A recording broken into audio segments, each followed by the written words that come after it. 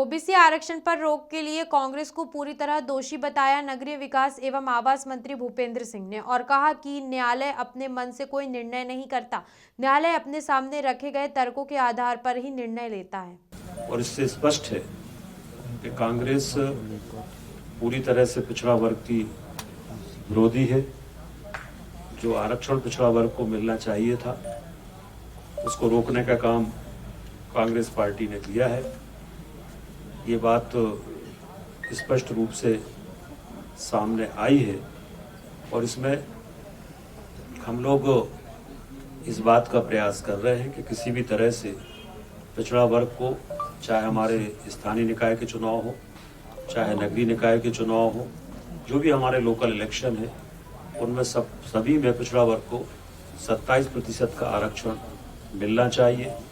हमारी सरकार ने इसीलिए पिछड़ा वर्ग आयोग भी संवैधानिक आयोग के रूप में गठित किया है, जिसके माननीय अध्यक्ष जी अपनी रिपोर्ट समय समय पर सबमिट करेंगे। तो ये जो कांग्रेस ने विरोध किया, हम इसकी निंदा करते हैं। सुप्रीम कोर्ट में कांग्रेस सांसद विवेक तनखा ने महाराष्ट्र के गवली केस का उदाहरण दिया। उस उदाहरण पर ही सुप्रीम कोर्ट ने मध्य प्रदेश के पंचायत चुनाव में ओबीसी आरक्षण पर स्टे दिया है। यदि विवेक तनखा अपनी तरफ से ये बात नहीं रखते तो न्यायालय अपने स्तर पर किसी भी राज्य के लिए ऐसा निर्णय नहीं करता।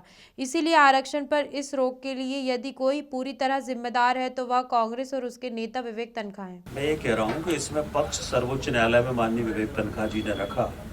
उन्होंने जो बात न्यायालय के समक्ष रखी, न्यायालय अपने मन से कोई निर्णय नहीं करता। न्यायालय में जो तथ्य आप रखोगे उस तथ्य के आधार पर न्यायालय निर्णय देता है।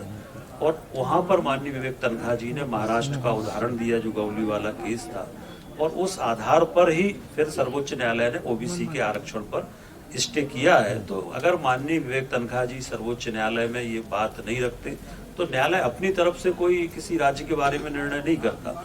और इसलिए इसके लिए पूरी तरह से कोई दोषी है तो वो कांग्रेस पार्टी दोषी है, माननीय विवेक तनखा जी दोषी। खबरों में बने रहने के लिए ग्रामीण भारत टीवी को सब्सक्राइब कीजिए और बेल आइकॉन दबाना ना